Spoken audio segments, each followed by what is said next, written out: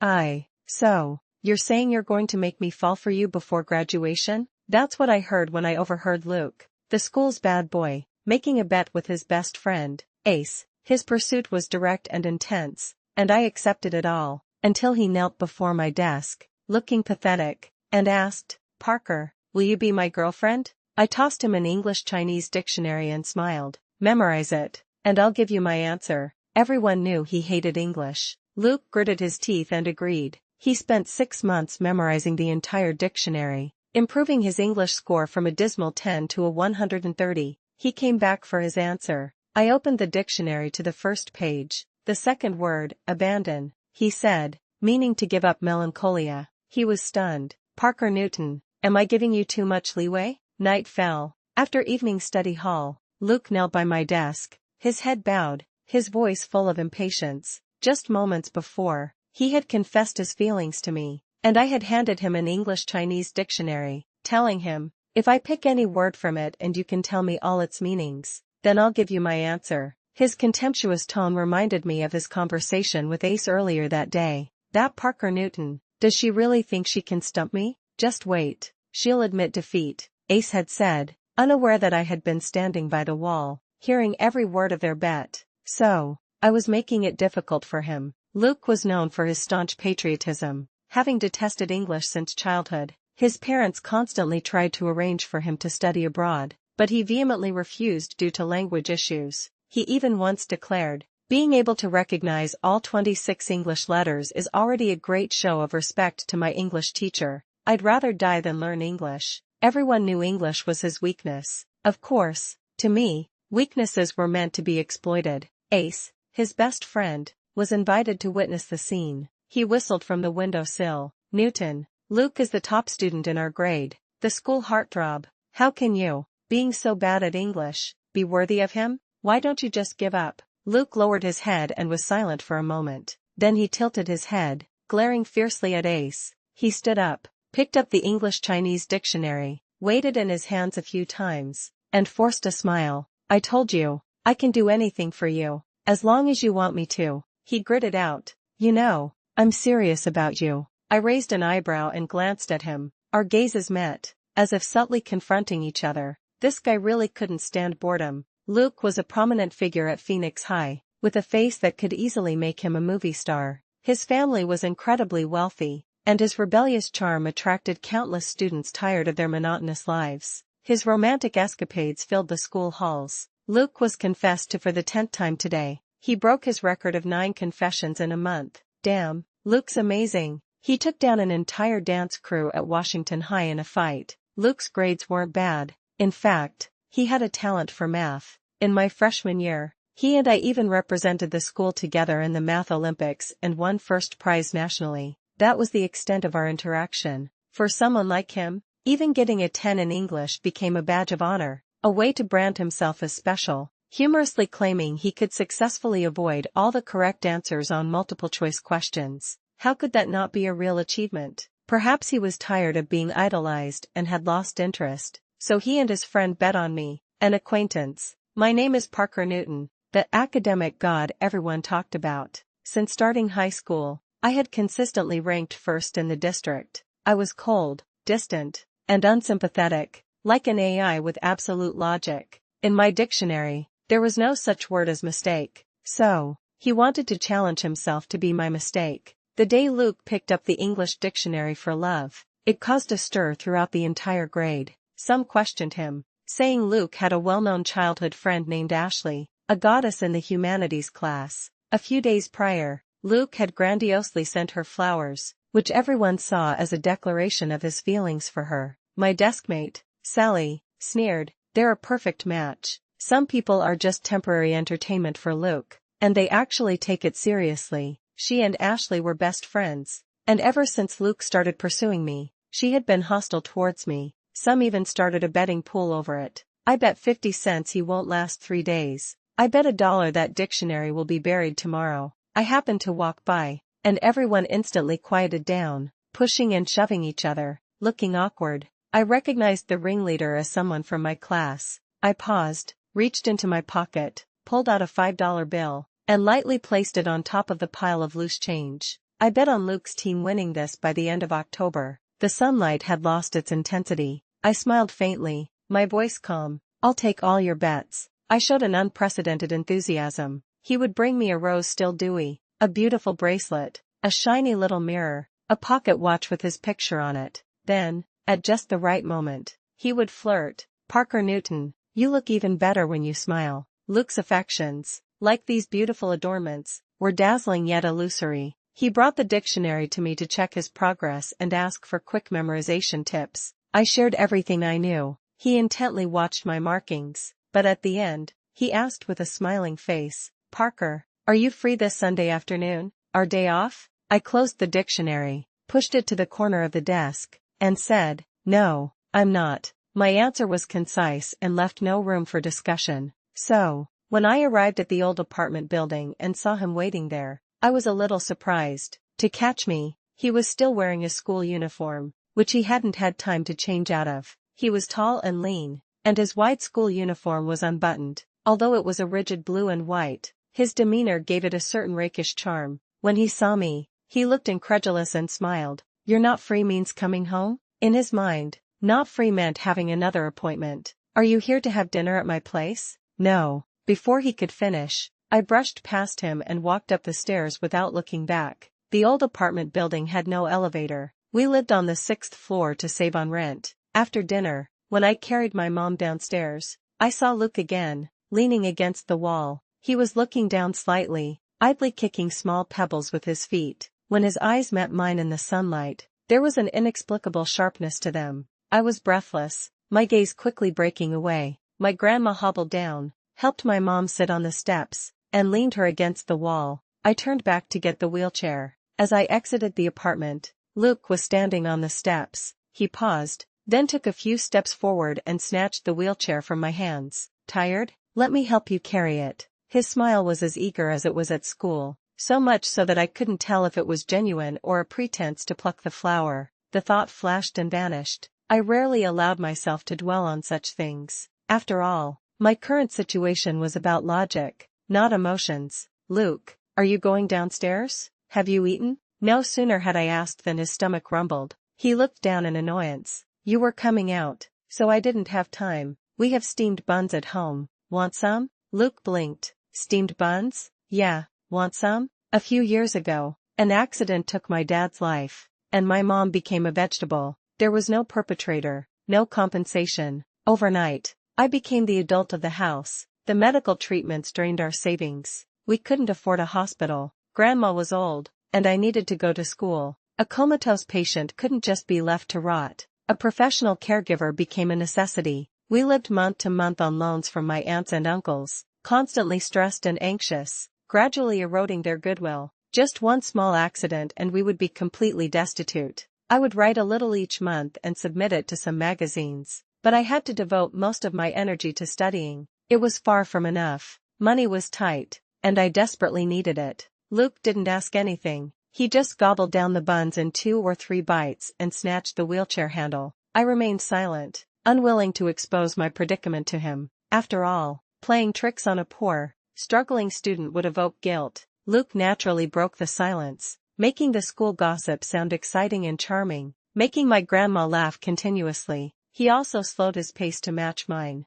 The landscaping in this apartment building was mostly every man for himself, with red maples planted here and ginkgo trees there. At first glance, it looked mismatched, but the intertwined red, orange, and yellow hues dyed the sunlight into a rosy glow, enveloping us, obscuring the chasm of fate, and transforming it into a unified, warm palette. We walked side by side, feeling incredibly close in that moment. I turned to look at Luke. He was talking and laughing with my grandma, yet he quickly caught my movement, pulling my gaze back before I could withdraw it. He leaned slightly towards me, his eyes curved, his voice deliberately playful. Newton, did you hear that? Grandma said I'm welcome every weekend. Newton, do you welcome me? I chuckled softly, turned away, and broke eye contact. Luke certainly had a knack for being popular. From a certain day on, those exquisite and beautiful things stopped appearing. My desk began to feature milk, sandwiches, soy milk, and steamed buns, simple, satisfying necessities that filled my stomach. My drawer was full of jerky, cookies,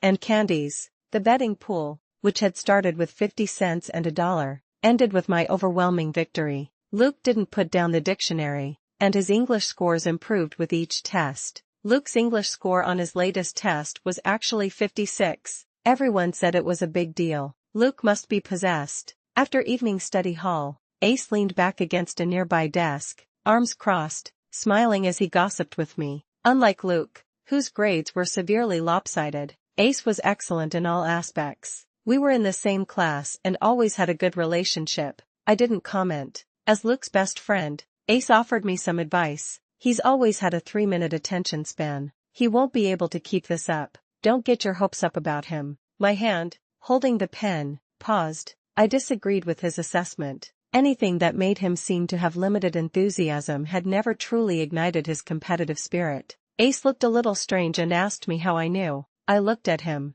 In my freshman year, I participated in the Math Olympics with him. After the preliminary round, we had an exchange meeting with the students who made it to the league from Washington High. Luke's name was well known among all the nearby schools and was recognized by a student from Washington High. Well, if it isn't young Master Luke, can you really buy your way into a competition of this caliber? Ha ha ha ha, that's hilarious. Do you guys at Phoenix High really need such a faker to make up the numbers? Your standards are really low. What kind of exchange meeting is this? It's so demeaning to even be here with someone like him. They all looked us over, sneering. Is this how you pick people, by their looks? So low class? Ha ha ha ha. Are you here for a fashion show? Do you even know what 1 + 1 equals? Hearing this, the swaggering Luke threw his backpack and punched the leader. That exchange meeting almost turned into a brawl. Luke had originally been coaxed by his teachers to attend the competition, planning to just get through the preliminaries and then quit. After this incident, he and I went all the way to the finals together and won first prize.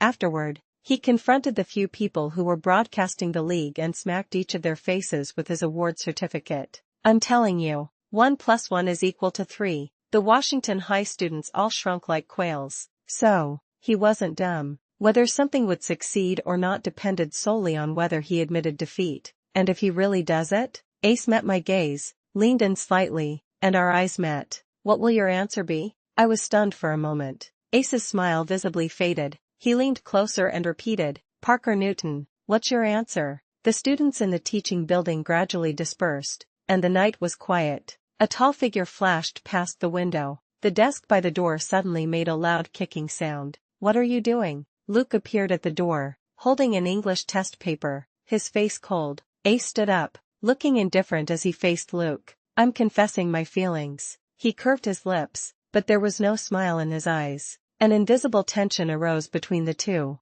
Luke, I like Parker Newton too. Ace's sudden intervention threw the situation into chaos. A decade-long friendship took an abrupt turn. One person's bet became a rivalry between two. Luke stood guard outside our classroom every break, leaning against the railing with his dictionary, glancing down at words, then looking away at the ink, muttering to himself. But when he looked up, his gaze would always inadvertently sweep over Ace, then settle on me. I felt as if I were under a magnifying glass. Ace, on the other hand, used his geographical advantage, asking for my help under the guise of questions, occupying most of my free time. He would stand in front of my desk, completely blocking anyone in the hallway. After our discussion, Ace's gaze lingered on my candy-wrapping hands. He said he wanted to take me to an amusement park and then to a movie. I closed my workbook, pushed it to the corner of the desk, and said, No, I'm not free. It was concise and left no room for negotiation. He didn't give up,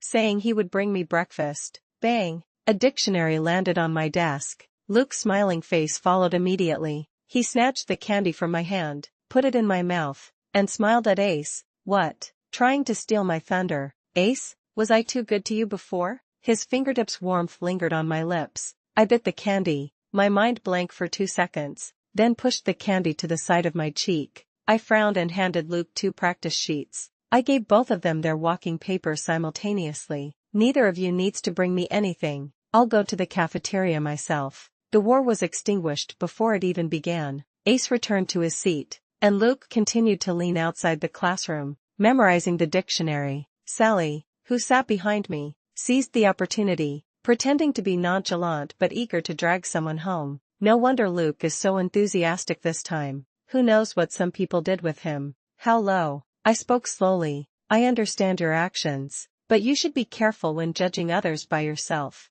Sally froze for a moment, then instantly reacted. You? I turned around and slowly scrutinized her from head to toe, making her uncomfortable. What kind of look is that? I smirked, shrugged, and turned back around. Soon after, Sally's exasperated voice came from behind me. Parker Newton, you're vulgar. Another morning, during morning study hall, a steaming hot soy milk and steamed bun remained stubbornly on my desk. There were also 2 English practice sheets and a note that read, "How dare you? What a cold cafeteria. And you expect the young master to go eat there personally? And these 2 measly practice sheets, you think they can stump me?" Below, there was a flamboyant smiley face. I chuckled, taking a bite of the steamed bun. When I looked up, I saw a stunned Ace. Actually, I hadn't told them that to save money and time. I never ate breakfast at the cafeteria. That day, I refused Ace's questions. I knew his level and had given him summarized reminders, so he shouldn't have any more problems.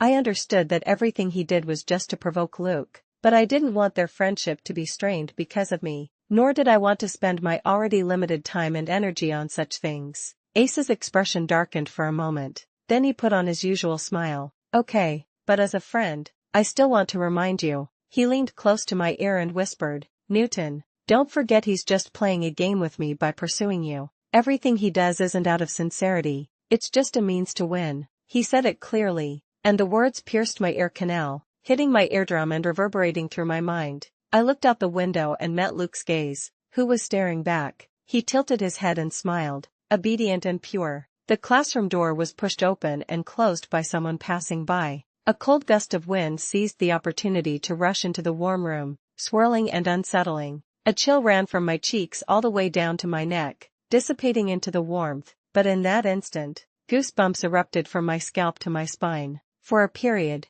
I had the illusion that Luke was dominating my life. With the constant notes and targeted practice questions I selected for him, his English scores improved by leaps and bounds. By the end of the year, he had actually managed to reach the passing line. At the same time, Sally passed me a note during an evening study hall. Come to the flower bed after study hall. I glanced at it but ignored it. The dorm was not conducive to studying, so I usually stayed in the classroom for a while after evening study hall, but I had no time for such malicious invitations. Even after everyone left, Sally rushed back. I'm here to shatter your illusions. It won't do you any harm. Hearing this, a strange impulse led me to let her pull me to the flower bed. Sally made me hide behind a bush. In the dim light, a boy and a girl were arguing. It was Luke and Ashley's voices. It was nothing more than a relationship issue. Ashley stubbornly believed that Luke had fallen for her. Luke was impatient. Please, Miss Ashley, didn't you say a male classmate was bothering you and you needed my help?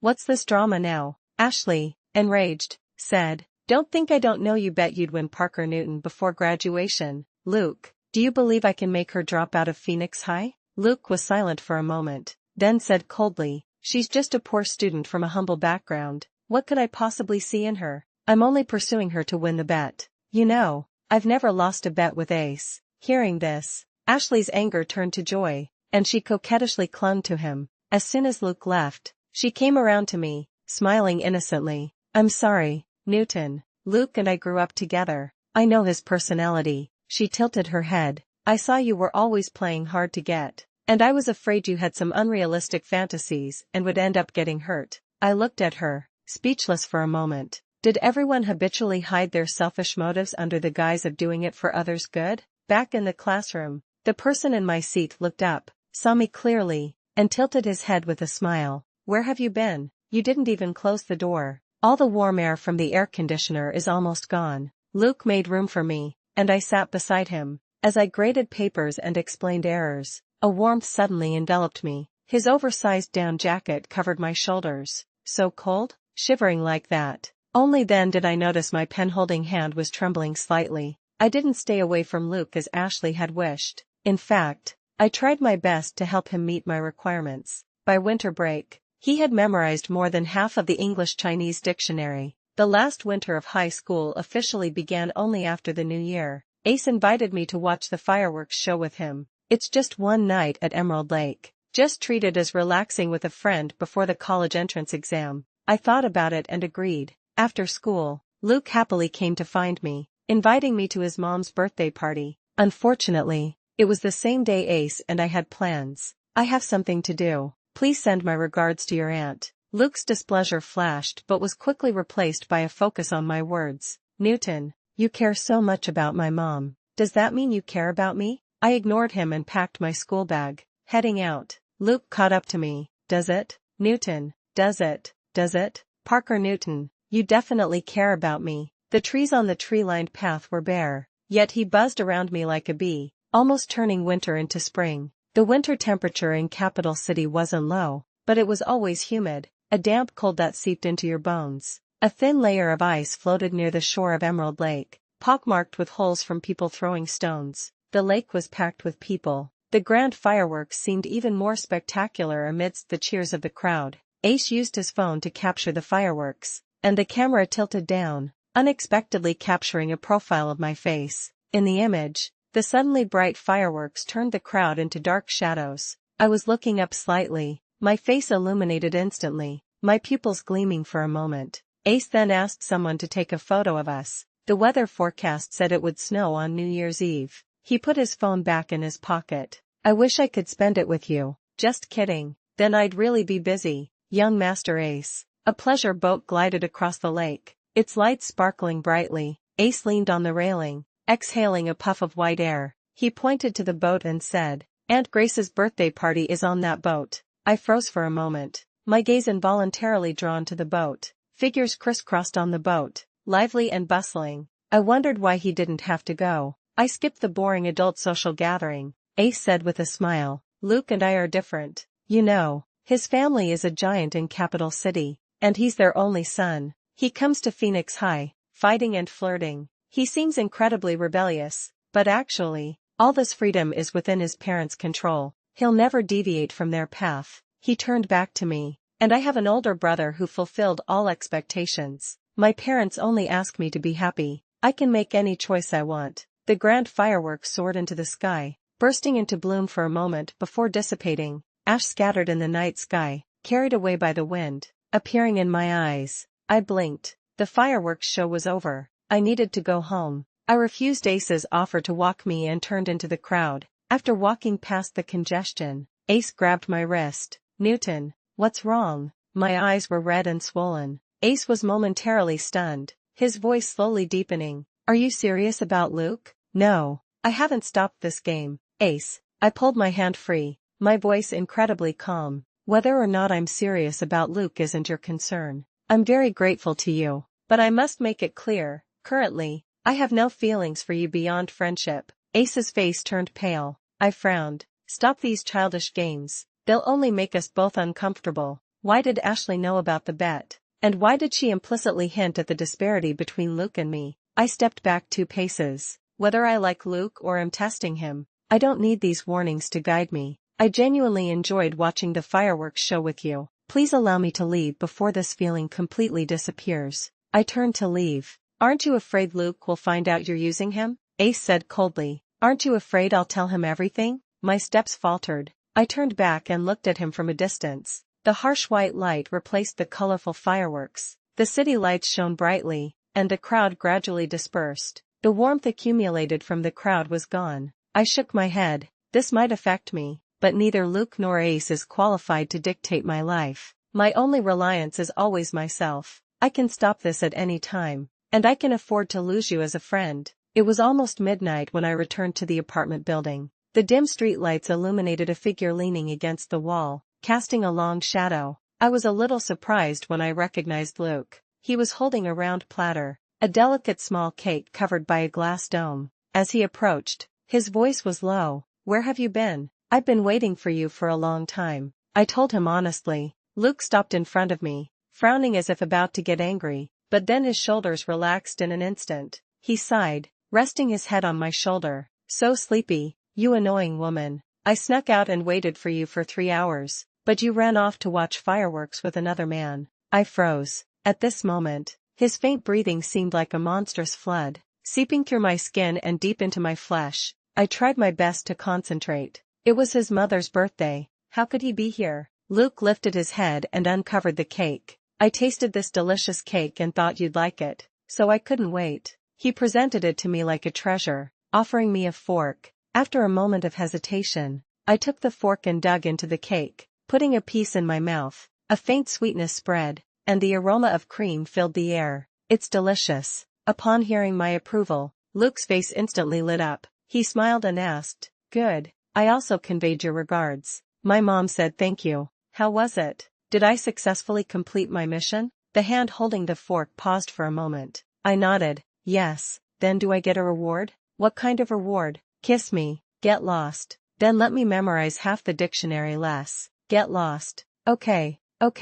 Then you. He took a few quick steps, turned, and blocked my path towards the stairs, then effortlessly pulled me into his embrace. Then you're not allowed to go on dates alone with Ace, okay? The quiet night was filled with noise. The drumming was hot and aggressive. I can consider that. After school let out for the break, the caregiver aunt went home for the holidays, and the responsibility of nursing my mom fell to me. My daily study time was broken into countless fragmented pieces. Luke came to find me a few times later, but I refused to let him in. If I had to take time out of my already tight schedule to admire a peacock's display, that would indeed be too cruel to me. On New Year's Eve, my grandma and I had a small argument. It started because I frequently used pain stimulation on my mom, leaving a large bruise on her chest. Grandma's heart ached, and she almost cried, pointing at me and scolding, "No wonder your uncles and aunts say you're cold-blooded. How can you do this to your own mother? If you resent her lying there and dragging you down,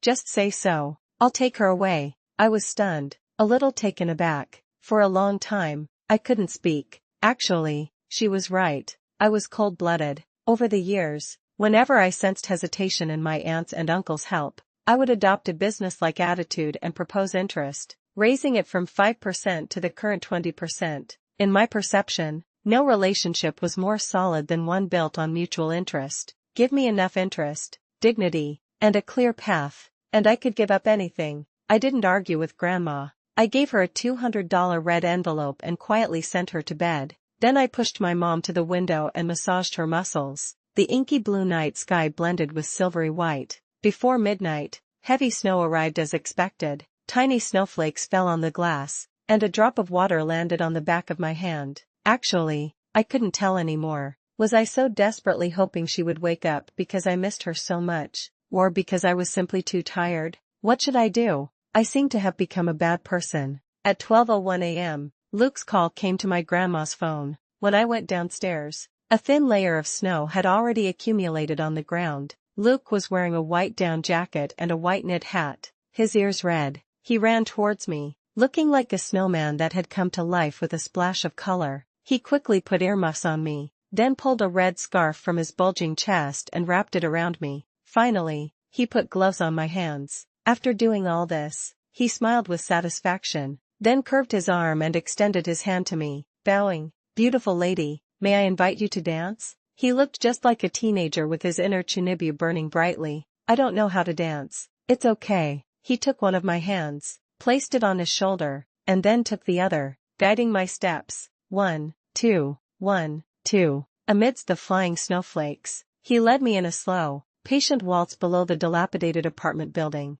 Luke asked me if I had heard that a couple who danced together on the first snow would live happily ever after. I thought for a moment. No. "Then you're incredibly lucky." He smiled, his eyes curved. "You're the first person to ever hear this saying." I understood. So, the great philosopher who coined this saying was named Luke. Luke nodded seriously. "That's right. Our brilliant scholar Newton is truly knowledgeable." I laughed, finding him occasionally quite cute. Luke pulled me under the eaves, excitedly pulling a velvet box from his pocket. "I hope your first New Year's gift is from me." The box had a simple logo in the bottom right corner, a luxury jewelry brand. If one hadn't intentionally researched it, an ordinary high school student would barely recognize it. As I opened the box and saw the jewelry, my mind went blank for a moment. My stomach churned. I suddenly couldn't help but feel nauseous. The things I had once begged for, sacrificing my pride, weren't even worth this small box. I almost fiercely pushed away Luke's helping hand. The necklace flew out, hitting the snowy ground along with the box. I could always convince myself that unfairness was ubiquitous in this world. One's birth was a matter of circumstance, difficult to judge. One could exert effort and use their abilities to gain rewards. But when this disparity was laid bare before me, even self-respect seemed laughable. It was like trying to fill the sea with stones, utterly overestimating myself. I turned and walked upstairs. Luke took 2 steps, grabbing my wrist. "What's wrong?" I stood on the steps, looking down at him slightly. His nose and eyes were red from the cold, looking a little flustered and pitiful. I pulled his hand away. "The college entrance exam is coming soon. If you're only here to waste time developing feelings, then don't bother. See you at school." Luke's winter break passed quickly. When we returned to school, a rumor started circulating. "Parker Newton's family is so poor she's starving. She's only seducing Luke for his money." I heard she even took Luke home to fool around with him to keep hold of her sugar daddy. I always heard soft gasps in various unexpected corners. "Oh, so that's the kind of person she is." Sally, in particular, was overjoyed. "Humph, now that everyone knows the truth, she still clings to Luke. She deserves what she gets." The rumor spread like wildfire, from our grade to the entire school, and then to the school administration's ears. The dean of students called me in for a talk. "You're already on a promising path. Why would you want to throw your future away by relying on others?" I pursed my lips. Indeed, half of the rumors were true, but for me, the restlessness of adolescence would never overshadow my future. Luke was very worried about this. He said, "Newton, don't be afraid. No matter what happens, I'll definitely help you." I was a little tired. I shook my head. "No, believe me, I can." "Luke," I interrupted him, "your logic is wrong. Objectively, everything that's happened to me recently is a consequence of your approach. No matter who the culprit behind the rumors is, it all started because of you. Your statement is incorrect." I looked up at him. "This isn't something you can choose to help with. It's a problem you must solve. A problem you brought upon me. If you can't do that, then get out of my sight." Luke froze. Looking at him, I clearly realized that, apart from his background, he wasn't perfect. Arrogance was ingrained in his bones. He habitually maintained the posture of a benefactor. He was very smart but had no talent for self-reflection. I envied him. I wanted to cruelly and directly expose him, letting pain and regret penetrate and torment him, even if only for a short time. The rumors quickly died down, but Luke's impact on me didn't end. One day when I returned to the dorm, the door was locked from the inside. Sally was my roommate. The people around seemed to have noticed something earlier, peering out from their respective dorms, trying to enjoy my predicament. I was indeed a bit annoyed. The dorm door was of poor quality and was loose. I put down my backpack, stepped back a few paces, took a running start, and kicked the door open. Sally's family was well off and she was popular in the dorm. It was obvious what was going on. Several girls in the dorm shrieked. I glanced at them, picked up my backpack, and entered the room. "I don't have time to play house with you all. Remember to report the door for repair. If you're happy sleeping with it wide open, I don't care." Sally stood up. "Parker Newton, why are you pretending to be so pure? If you broke the door yourself, go report it for repair yourself." I put down my backpack and slowly approached her, forcing her to retreat. "Then I'll call the dean tomorrow to fix it. Let's see who gets disciplined." She flinched, stepping back 2 paces. "You just rely on the teachers favoring you? Is good grades all that matters? Is your dad a high-ranking official or something? If not, take your scheming home. This is high school. Hold tight to your report card before you talk to me." The crowd gathered at the door burst into laughter upon hearing this. Sally was so exasperated she couldn't speak, but the provocations didn't end. One weekend, returning to school, I was cornered in an alley by Ashley and her group. "Did you tell Luke that I was the one spreading rumors?" She thought I had instigated trouble between her and Luke. Ashley slowly took out her phone and pointed the camera at me. "Go, strip her clothes off for me." Sally, usually so arrogant, hesitated. "Isn't that a bit much? I'm here. What are you afraid of? Go on. All of you." Sally was still dawdling, but the others began to press in. I retreated to the corner, pulled out my art knife from the side of my backpack, and pointed it at them. "Anyone who wants to die, come and try." No one dared to approach. Ashley sneered. "Parker Newton, with your family's circumstances, do you dare use that knife? If you hurt someone, your future will be ruined. You'll go to jail, and your mom won't survive." I froze. My mom, yes. If something happened to me, my mom would be doomed. "What are you staring at? She doesn't dare to move. Hold her down." They swarmed me,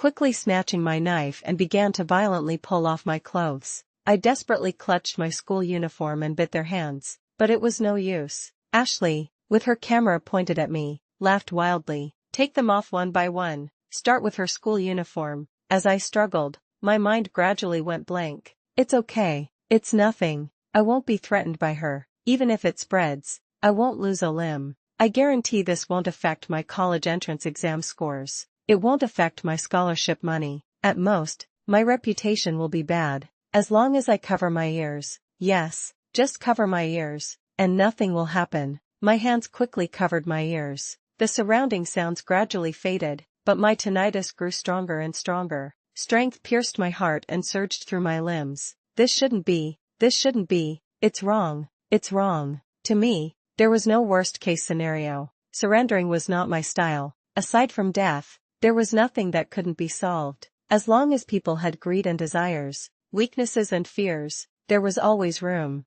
I could always throw out chips to get everything I wanted. Aren't you afraid? Aren't you afraid Luke will find out? Ashley's smile stiffened for a moment. What are you to him? Do you think he'd break up with me for you? Of course I'm nothing, but Luke is. Ashley cared about him, about his hostility and opinion of her. I stared intently at Ashley, not missing a single expression on her face. Didn't he come to you last time to warn you not to interfere in his game? Ashley's face turned pale, her expression constantly changing. Finally, there was a hint of hesitation. It worked. It worked. Ashley was afraid of becoming a key factor for Luke, incurring his hatred and fear. Luke is only pretending with me, but I have a win-win solution. Ashley's eyes lit up. She raised her hand. Wait. The pressure on my limbs instantly eased. I quickly pulled up my undershirt, which had been almost stripped down to my chest. Ashley put down her phone. Tell me first. I stared at her phone, putting on my clothes one by one. Although it wasn't serious, my disheveled state was still captured on her phone.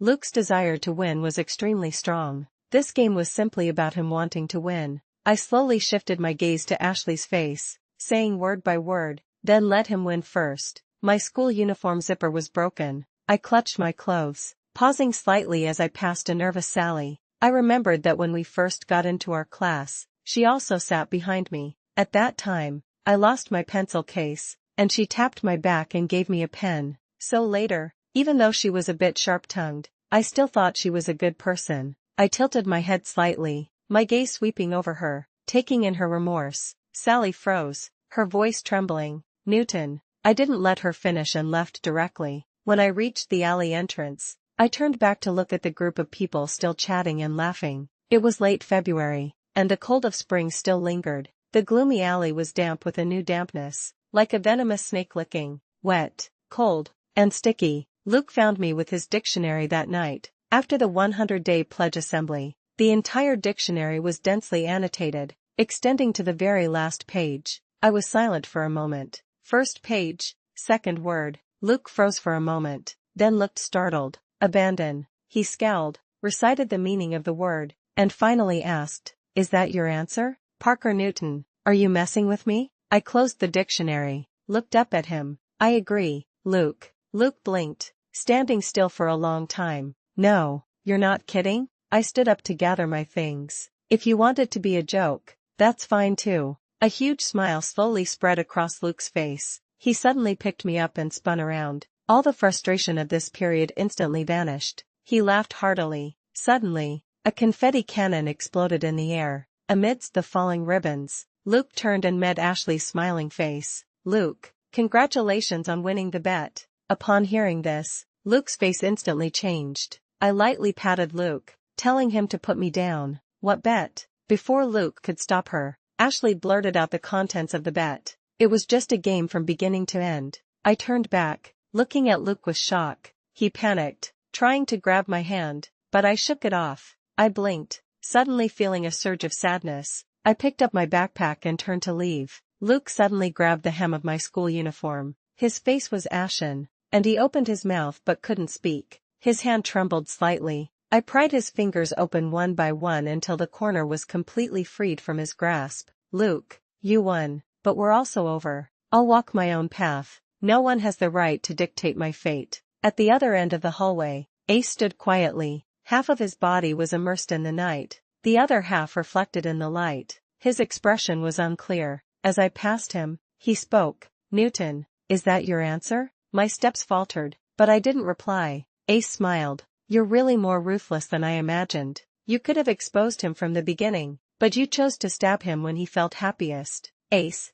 I said, "I told you, being soft-hearted also comes at a cost. All those polite words are just to maintain appearances. Who would truly cut off their own escape route for no reason? Those who burn their bridges and seek death are those who have no other escape. One wrong move, and the whole game is lost. I had no right to be soft-hearted." Afterward, I found Ashley and asked her to delete the video on her phone. She toyed with her phone and chuckled softly. "Parker Newton, I won't bother you anymore, but the video in my hand is a warning to you." She told me never to think about climbing higher, or she would make the world see the video. The negotiation was unsuccessful, and we parted unhappily. After Ashley left, I opened the phone I had specifically borrowed from my grandma and listened to the recording of our conversation. I wondered who gave Ashley the right to be so condescending. The countdown on the wall decreased day by day. With 60 days left, Luke blocked my way back to the dorm. I cautiously distanced myself. Entanglement wasn't Luke's style. Most of the lights from the teaching building to the dorm were off,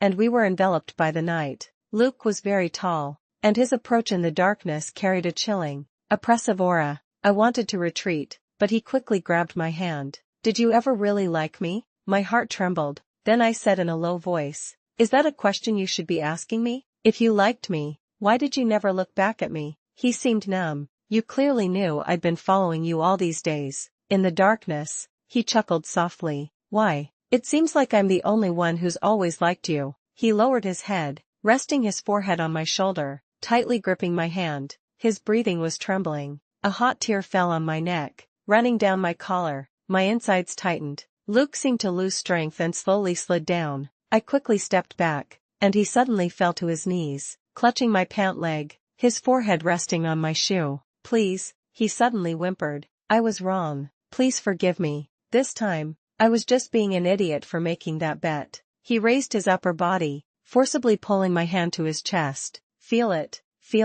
I'm not fake." The skin on my palm pulsed strongly, but the person beneath my hand was trembling. Tears dripped onto my wrist, burning hot. "Just forgive me this once. Please, just this once. Okay?" My chest tightened. I quietly slowed my breathing, reaching out to wipe away his tears. "I don't have the energy to think about these things right now. Promise me you'll study hard, and we'll talk after the college entrance exam. Okay?" He reached out and cupped my hand to his cheek, lightly kissing my palm. I looked down at him, then raised my hand and stroked his head. "You're a good kid." Luke didn't actively seek me out again, but whenever I was in the hallway, stairwell, or on the sports field, I would inadvertently run into him. When we met, he would quickly glance at me a few times, then hastily walk away. The breakfast on my desk and the snacks in my drawer remained the same. Time on the wall slipped away under my pen. 6 figures turned into 1, and 1 turned into 0. 3 days before the college entrance exam, school began its holiday. The day before the exam, Ace frantically called me. "Newton, something's wrong with Luke. He knows." My heart sank abruptly. The overwhelming panic lasted only a moment before being swiftly suppressed. "It's okay. If he knows, he knows. I can bear the consequences." Ace said that no one could persuade Luke and asked me to go see him. I refused. "No matter how much he acts out, someone will always clean up his mess. It has nothing to do with me. Tomorrow is the college entrance exam. I can't afford to be distracted by this." Luke was incredulous. "Newton, how can you be so cold-blooded?" This phrase again. I had heard it many times since my family's accident. After a long silence, I said in a low voice, "Ace, you should know his feelings. I have no obligation to reciprocate." If he had stated beforehand that all this required emotional returns, I would have refused without hesitation. Ace was choked up. "You've helped me a lot too.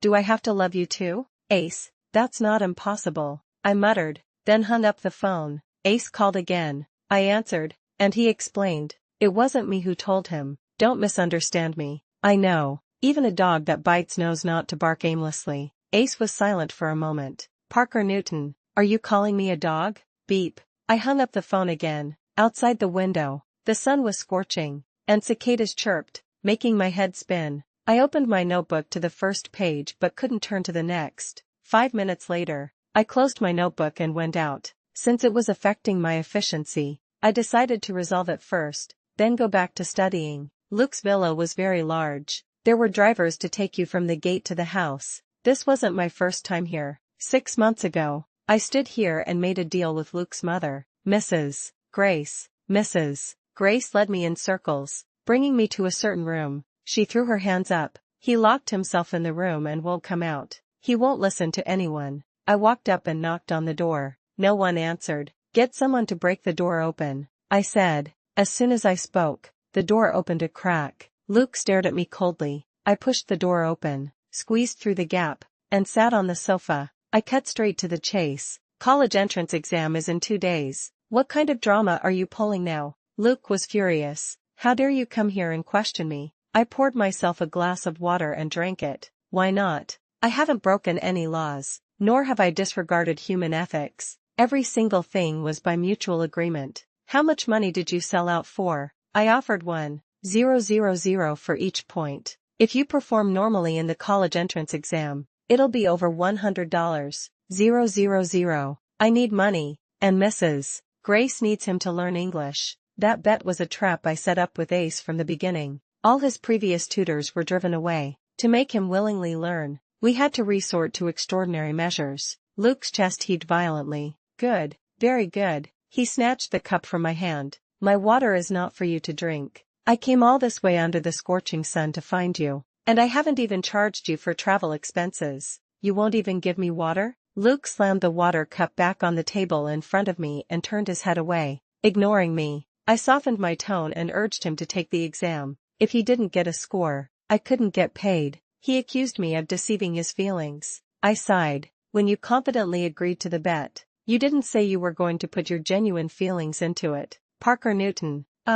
He was angry that I knew he was playing a game, didn't refuse him, then agreed to him, and then dumped him. I was silent. At first, I didn't refuse because I was afraid he'd be in a bad mood and affect his scores, so I planned to drag it out until after the college entrance exam. Later, I had a small personal reason. Here we go again with that routine, Luke sneered. With your cunning, who could possibly make you suffer a loss? Only a fool like me would fall into your trap and study so hard for you. I took a sip of water, neither agreeing nor disagreeing. I never forced him. If he hadn't wanted to play a trick on me, agreed to the bet, and then insisted on stubbornly sticking with the dictionary, he wouldn't have fallen into the trap. You're unrepentant. I'm wrong, and you're wrong too. Why should I repent? Parker Newton. I didn't understand Luke. His antics seemed like a game to him when it came to the college entrance exam. If anyone else had improved their score by over 100 points in a single subject, their entire family would be incredibly grateful to me. Environment and talent,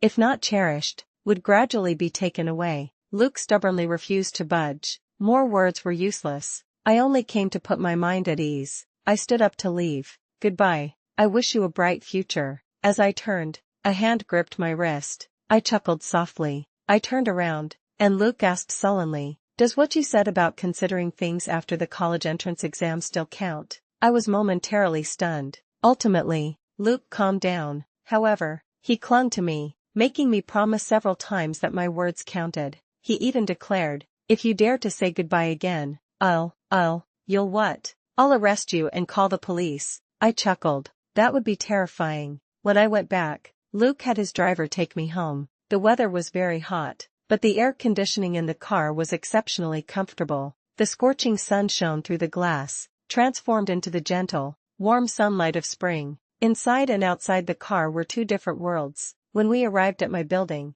the driver confirmed, "The navigation seems to be having some trouble. Is this it, Miss Parker?" I said yes. The driver said, "Then you've really worked hard." I returned from a brief spring excursion to the scorching summer. As the car door closed, I was isolated from that world. After saying goodbye to the driver, I walked back. The sun baked me like a steamer. After just 2 steps, I felt a little dizzy. I quickly jogged a few steps and hid under the eaves, warily glancing at the bright sun. The sun was quite brutal today. The college entrance exam questions were relatively easier than my usual practice. I was even a little happy during the English exam. The vocabulary and the reading comprehension was not difficult. and I had even done two similar passages before. The closed test and grammar fill-in-the-blanks were the same types of questions I had gone over with Luke. As for the essay, I had chosen similar topics for Luke to practice, and I had even picked the same one. His English score of over 120 was practically guaranteed.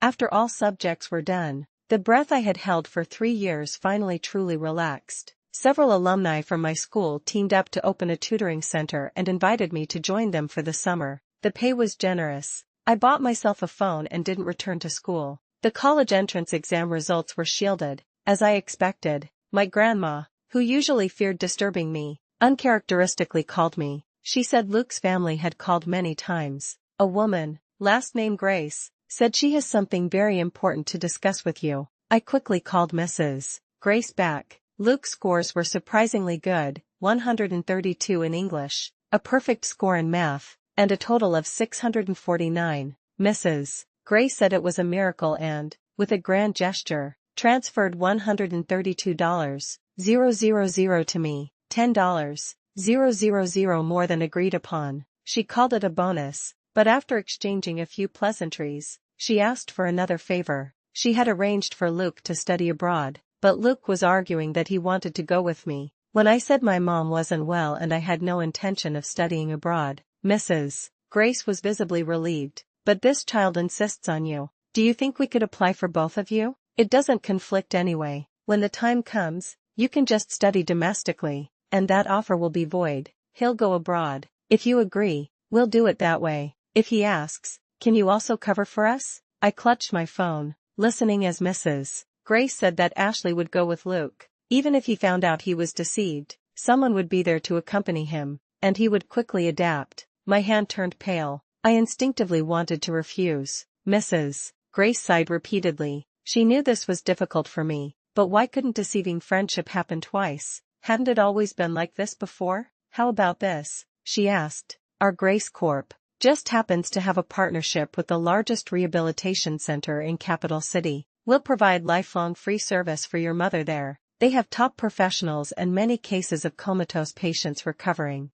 Comatose patients recovering? The voice on the phone gradually drifted away. A sharp ringing sound seemed to echo in my ears again, piercing my brain and reaching my heart. Large tears streamed down my face. I struggled to grip my phone, wanting to shout and curse, but not a single syllable came out. Only then did I realize that pretending to be an adult and actually being an adult were always different. Adults were truly amazing. No matter how perfectly you disguised yourself, they could instantly see your selfish motives and win in one move. My heart was torn apart. I took a deep breath and exhaled. Then let's do that. Thank you, Mrs. Grace. If Luke asks, I'll cooperate. I asked her to help transfer recording to Ashley's parents. I added that if they couldn't resolve the issue, and the media picked it up, I would handle it in my own way. If it resonated with sympathetic people and caused any losses to Ashley's family, I could only apologize in advance. Mrs. Grace realized the problem and quickly agreed. After hanging up, I sent the recording. I tried to put my phone in my pocket several times but failed. It slipped and fell to the ground. I picked it up and saw that the screen, which had no screen protector, had a crack running from the top right corner to the bottom left, almost splitting it in half. My seniors crowded around. My senior, Ethan, frowned. What's wrong? Why do you look so pale? He looked serious. Your hands are still trembling. Are you not feeling well? I covered my eyes with my hand, took a few deep breaths, and composed myself. My phone screen cracked. Everyone glanced at the phone on the table and collectively sighed in relief. Ethan shrugged. It's not a big deal. The phone is under warranty for a year. Don't cry, Parker, he teased. Our Newton usually seems so cold and distant, but I didn't expect her to have such a soft side. The commotion ended there, but then the cracked phone rang. No caller ID, but it wasn't an unfamiliar number. It was Luke. Luke was calling to demand an explanation. I hadn't responded to him since the college entrance exam, and I hadn't given him my phone number. After a few calming words, he chuckled happily and asked if I had received the good news about studying abroad together. Yes, I did, I said, lowering my eyes. Luke, thank you. My life has been so much better with you around. Luke said I was being cheesy, then excitedly added, when the time comes, I'll make you my personal translator, and we can go curse people out together. Sounds great. He pushed his luck, listing several overbearing conditions. Seeing me agree to each one, he brought up our agreement to consider things after the college entrance exam. I smiled faintly. How can we talk about something like that over the phone? Let's discuss it in person when we get abroad. You mean we're not going to see each other for the next 2 months? Luke's voice deepened. Newton, you don't like me at all. My hand froze. I sighed. I'm sorry, Luke. I lied to you. The person on the other end was clearly stunned, muttering, my reaction time is slow. Last time, you were still saying you weren't wrong, and now you're repenting. It's good to reflect often, isn't it? Then I, young master, will graciously forgive you. Thank you so much, young master Luke. I used work as an excuse, and Luke reluctantly hung up the phone. I stood on the street for a long time. It was a rare cloudy day, but the temperature was still high. Water droplets fell to the ground, and the falling dust instantly disappeared. The day after I called Mrs. Grace, Ashley's parents brought Ashley and everyone involved that day to apologize to me. Ashley glared at me fiercely. Parker Newton, I didn't expect you to be so despicable. Mr. Smith immediately slapped her. How could I raise such a child like you? I indulged you normally, not to give you the audacity to bully your classmates. Mrs. Smith was also furious. You're all girls, and you dare to threaten classmates with that broken video? What era are we in? I think your brains are wrapped in old traditions. Don't you know that if this gets out, you'll be the first ones drowned in saliva? When their interests were threatened, everyone's moral standards became exceptionally high. Ashley cried after being slapped. They forced her head down, making her bow and apologize to me. I looked at Ashley, who was utterly defenseless, and suddenly realized that when all power depended on others, there was always the possibility of total defeat. I took the phone she offered, transferred a copy of the video to my own phone, then deleted it and emptied the recycle bin. I never expected that my past pain point would become a weakness I could exploit against her. Sally was in tears in front of me. I told her, it's not hard to follow everyone else and take off someone's clothes, but having the courage to cover someone else is true bravery. People are like that. Malice and aggression are innate, but kindness and benevolence need to be learned. Hovering on the edge of evil with a wavering heart doesn't lessen any guilt. Be a good person, Sally. Be a good person while you still can. 3 days before the scores were released, representatives from Capital University and Harvard University admissions offices arrived in Capital City. Ethan, a freshman and sophomore at Capital University, analyzed the advantages and disadvantages of both schools for me early on. Ultimately, based on various scholarships and my comprehensive professional preferences, I chose Capital University. When the scores were announced, I scored 711, earning the title of top student in the province. Media interviews poured in. My extended family, who usually didn't keep in touch, all showed up. School, government scholarships, corporate sponsorships, all the miscellaneous money added up, and I received approximately $400. 000. I used $200. 000 to repay my past debts, principal and interest included. Coupled with 3 months' salary, I had around $300. 000 in my bank account when I moved to Capital City with my grandma. At my request, the school assigned me a single dorm room. I received a full freshman scholarship. After everything was settled, my savings climbed to over $400. 000. Originally, this money was meant to guarantee my mom's admission to the Capital City Rehabilitation Center, but thanks to Luke, this became my fallback. At first, Luke called me many times, but I didn't answer any of them. I simply blocked him. I changed my phone numbers for both my grandma and myself. I settled into my dorm at Capital University, seeking temporary peace. I didn't dare to relax. Besides my courses, I participated in every competition I could, and joined clubs as needed. I took on every scholarship project available. On weekends, I tutored and visited the hospital. In my free time, I became very close with Ethan and others. Ethan studied computer science and, with guidance from seniors, proposed creating an online education platform based on our offline tutoring center. Everyone researched and divided tasks, aiming to achieve significant results. Ace had always kept in touch with me. His scores would have allowed him to choose between Capital University and Harvard, but he chose to study clinical medicine at Capital Medical University. It was also in Capital City, but a bit of a distance from Capital University. He would meet me for dinner once or twice a month. To be honest, I was a little surprised. I thought you'd also go abroad, or at least study finance or management. He smiled calmly. I told you, Luke and I are different. I have the right to choose everything I want. Whenever Luke's name came up, we would always fall silent and then change the subject, moving on quickly. That senior of yours, Ethan, seems to have a different vibe towards you, does he? Ethan had indeed helped me a lot, but in my eyes, he was more like a reliable elder. You're always slow in that regard. I'll be careful. Good. Reject him early. Ace joked. If you ever need a boyfriend, I hope I'm the first person you think of. Don't intentionally wait for me, I said, clinking my teacup with his. You know, I won't be responsible for your time investment. The springs and autumns in Capital City were especially short.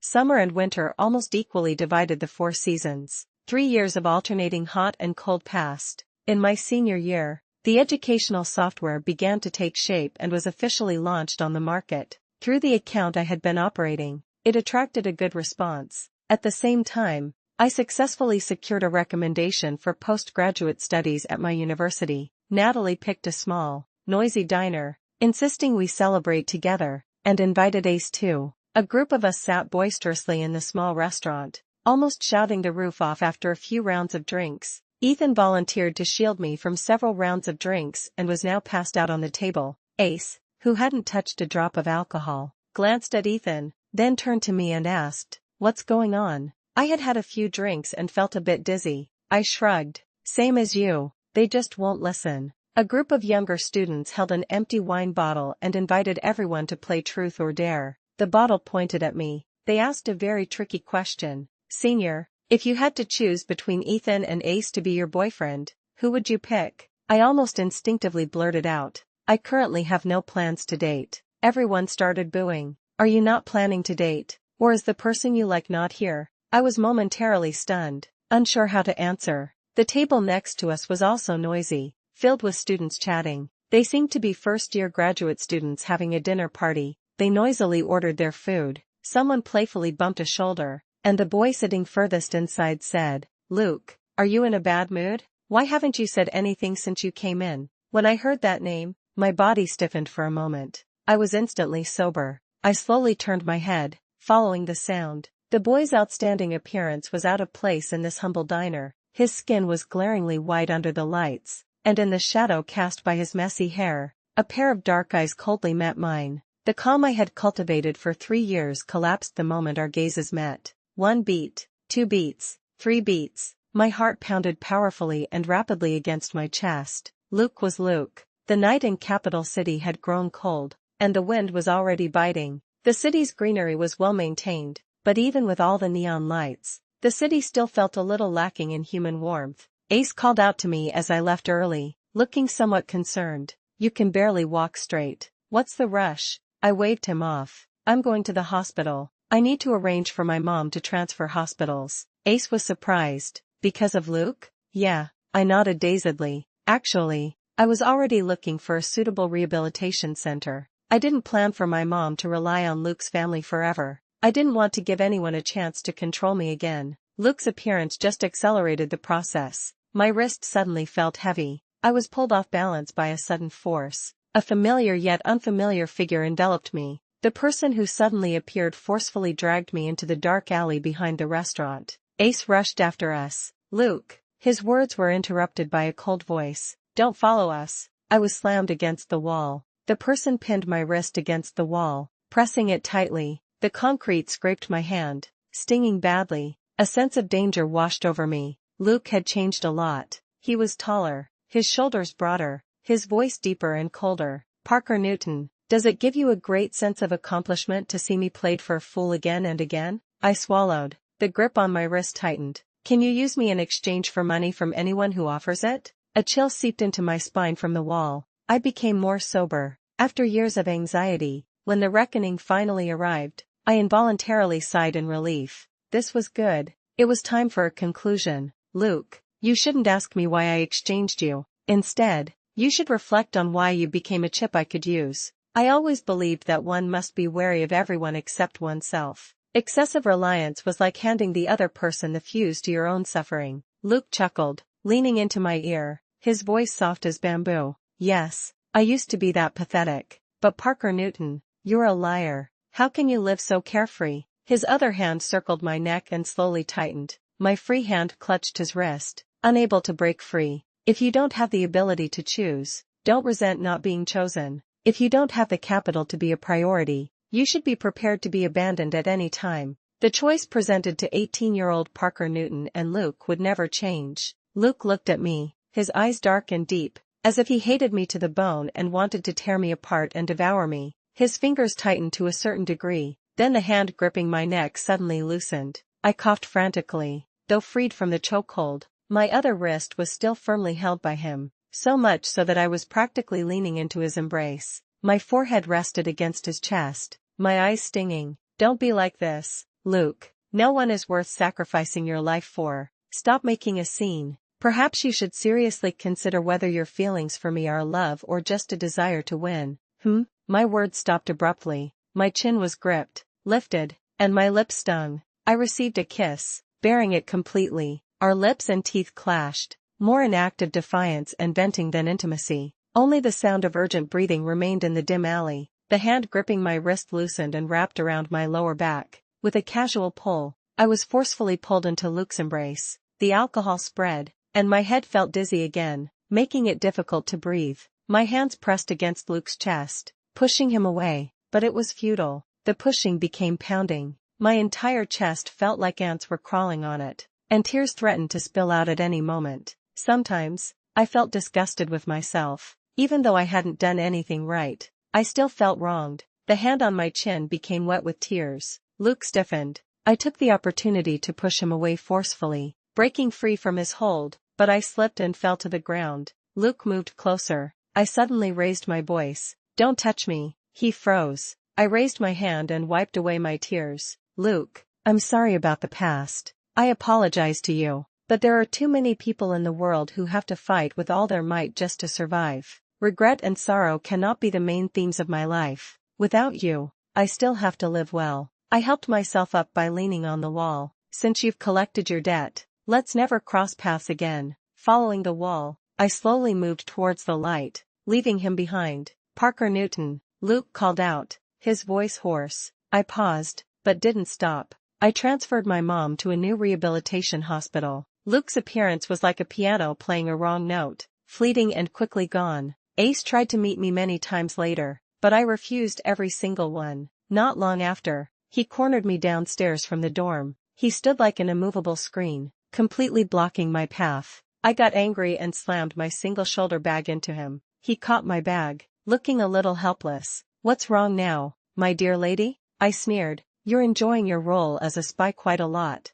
aren't you? I didn't believe Luke could have found me so accurately without Ace's help. Ace put the bag back on my shoulder, saying jokingly, I helped you trick him before. I have to pay my dues. He sighed. Newton, he's had a very hard time these past few years trying to come back. I didn't want to hear it. I could guess how difficult it was for him to return. Precisely because of that, I didn't want to pry. You don't need to tell me how much he suffered to see me. Ultimately, these are all his own selfish desires. I didn't ask him to come back. This shouldn't be a moral burden on me. Using self-importance to demand reciprocation is just barbaric to me. Ace's self-righteous persuasion made me feel even more absurd. Ace froze. I looked up slightly, meeting his eyes. You once told me about your freedom, and then you went to medical school to study clinical medicine. To be honest, at that time, I was also moved by your stubbornness. From a rational perspective, you are currently the most comprehensively qualified male I've encountered. With the added benefit of this freedom,